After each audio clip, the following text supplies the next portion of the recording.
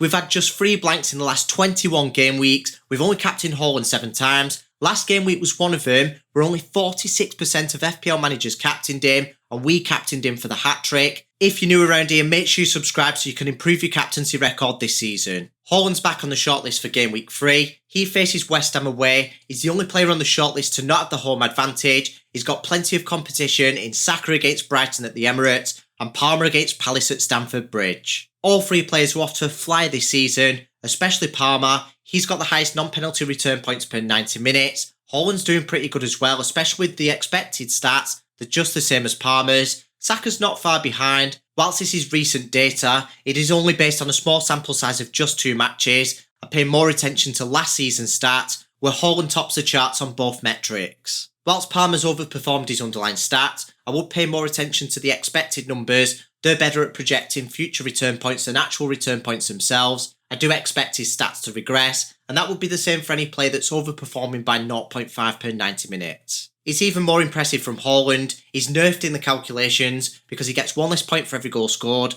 and 1 less point for every XG registered as well. We can see why the players have been priced the way they have. I know Haaland stands out in this section, but there's a lot more data to dig into, and it's not the be all and end all. For example, Palmer's the main man on set pieces at Chelsea. He gets direct free kicks, indirect free kicks and corners. Saka also gets to take indirect free kicks and corners, but Haaland only gets to take a direct free kick every now and then. It's not much to shout about. All 3 players on the shortlist are dedicated penalty takers for their respective clubs. However, sometimes Saka gives them to his teammates, so he's at a slight disadvantage. Haaland's nailed on pens. Palmer's nailed on them for this match as well. However, if Chelsea go and buy Tony, he's one of the best penalty takers in the world, so it is something to keep an eye on in future. The highest anytime goal scorer odds this game week go to Haaland, and he's also got the highest anytime return odds, which means he's got the lowest chance of blanking. That's promising, and I do like the fact that his odds are weighted heavily towards goals, because of course you get more points for a goal than you do for an assist, and it is worth noting that the other 2 players get an extra point for every goal scored, so they're not actually that far behind. And these odds are based on the assumption that each player plays 90 minutes. We will take a look at the expected minutes later on in the video. Fantasy Football Fix's data model predicts that Haaland's the best captain this game week. He's 0.3 points ahead of Saka and 1.6 points ahead of Palmer. As for FPL Review, they've got Haaland and Palmer neck and neck, and Saka in last place. Both data models disagree with 2nd and 3rd place this game week. However, they both agree with Haaland being at least joint top. I do think it's quite harsh to see Palmer projected with 5.1 points. However, I do think it's the recent minutes and Chelsea having a midweek fixture.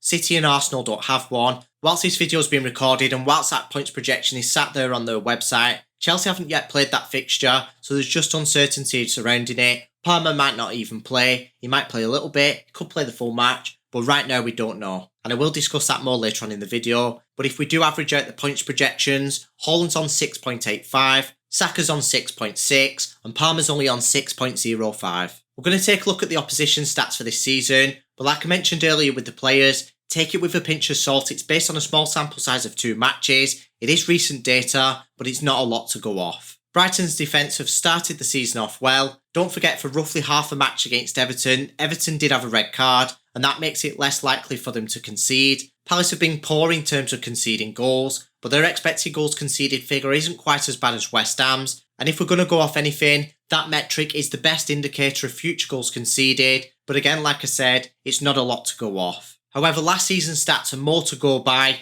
and West Ham's defence was much worse than the other 2 defences on the shortlist. There weren't much between Brighton's and Palace's defence last season. Palace's was slightly better. They had the 4th best expected goals conceded figure in the whole league. Only Arsenal, City and Liverpool were better. But it's worth noting that their defence is slightly different this season. They've made a couple of defensive transfers. Let's see if they can keep it up, but they've not had a good start to the season. While Saka and Palmer have slightly harder opponents, they do get the home advantage, which isn't reflected in these stats, and it does level it out a little bit that Haaland has to travel away to West Ham. It benefits Haaland and Saka that they play for slightly better attacks, and their opponents have got slightly lower clean sheet odds, but it's only 3% difference. Chelsea have still got 90% chance of scoring at least 1 goal, and I'd say Palmer's more of a talisman than the other 2 players because the other players around him aren't quite as good as Arsenal and City's. This means in comparison to his teammates he's more likely to contribute towards a goal, potentially pushing him up in the bonus points. Before we conclude, we need to carry out a quick risk assessment.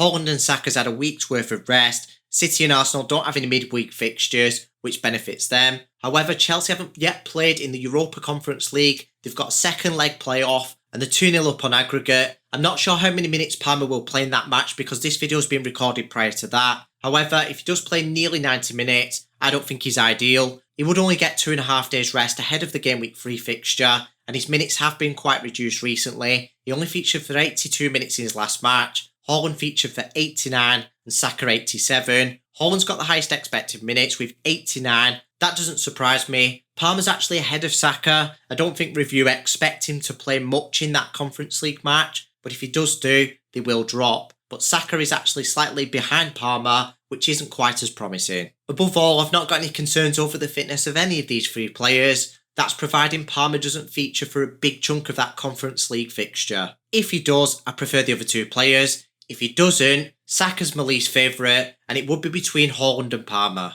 There's not much to split them, but I'm edging towards a player with a slightly higher ceiling. There's a lot of data to suggest he's got slightly easier opponents from an attacking perspective, and his minutes are more reliable. I think the best captain is Haaland. Make sure you subscribe so you don't miss any future best captain videos. I will publish a team selection video soon as well.